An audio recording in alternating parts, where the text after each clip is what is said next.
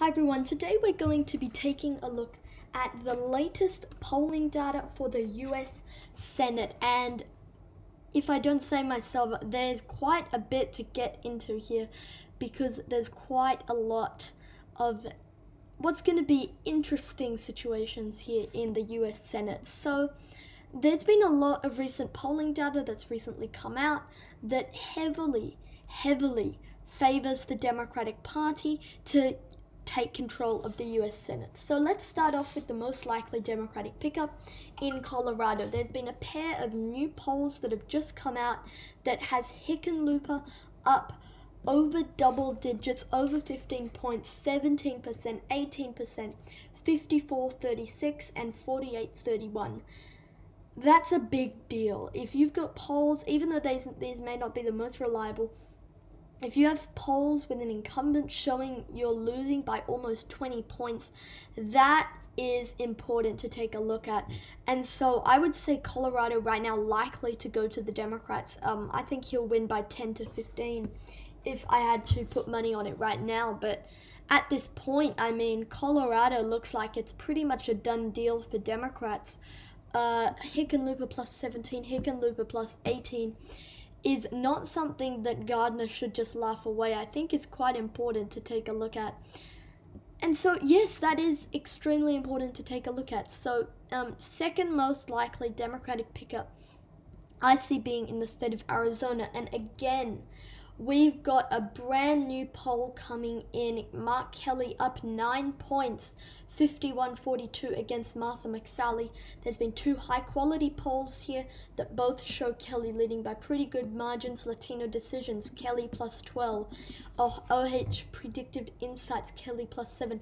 So you can clearly see there's quite a bit here to take a look at, and that is very interesting. These two A+ polls showing Kelly plus 6, Kelly plus 3, and it seems like Martha McSally is just not really gonna do very well. And so that's one thing.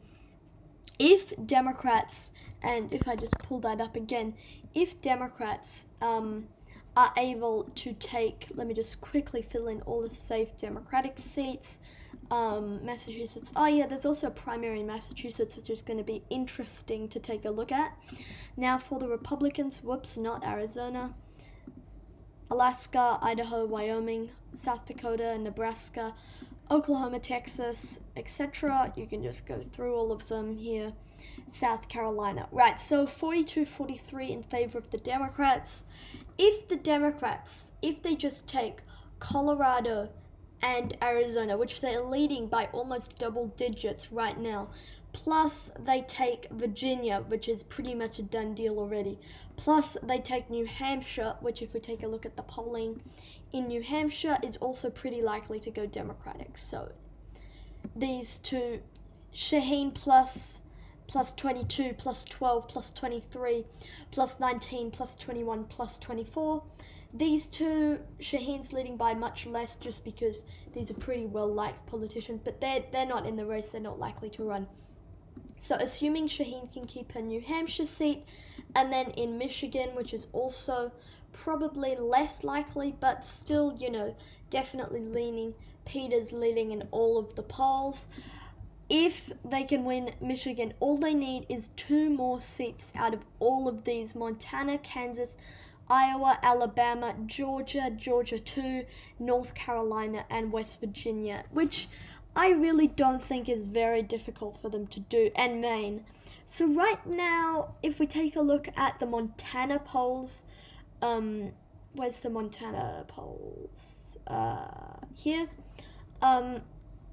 The latest poll here, Montana State University, Bozeman / University of Denver, has Bullock leading plus 7 in Montana, Democrat leading plus 7.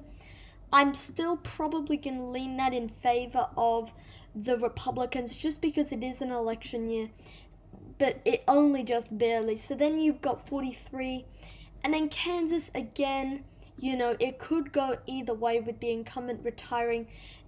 if the very controversial Republican wins, Chris Kobach does win the primary, then I think the Democrats do have a running shot at it. But if not, then I think it's a pretty safe thing to say the Republicans are going to keep that 44-48. So all the Democrats need is 2 or 3 more of these seats. West Virginia, yes, it could go with Richard Ojeda or Shelley Moore Capito. But at the end of the day, you could say it still goes to the Republicans. Definitely leaning towards the GOP to keep that one.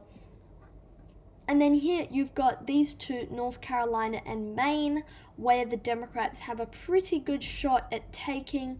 If we took a look at the state of North Carolina, Cal Cunningham is leading in all the recent polls. Look at this, Cal Cunningham +9, +9, +2, +7, leading in a lot of those recent polling data, +5, you know, there's a few ones that go to Tillis, but clearly the momentum is with Cal Cunningham. So if the Democrats take this, which I think is more than likely, then you're at 49-45.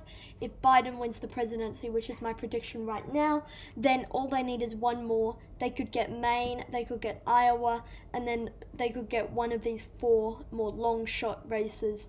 But if I had to put money on it, out of those 5, Maine is the most likely. With Susan Collins, Gideon up, and then, you know, these ones where Gideon wasn't as well known, obviously going to them. But Gideon, clearly the favorite in Maine, I would say 50-45. And then the Democrats, yeah, these are all pretty, I would say at least 60% chance, 70% chance of going to the Democrats right now. And then out of these remaining 5, I would say in all of them, Democrats probably have between a 20 and 30% chance. So you would expect just by chance that one of them would break for the Democrats. I'm going to say most likely right now would be the Georgia race.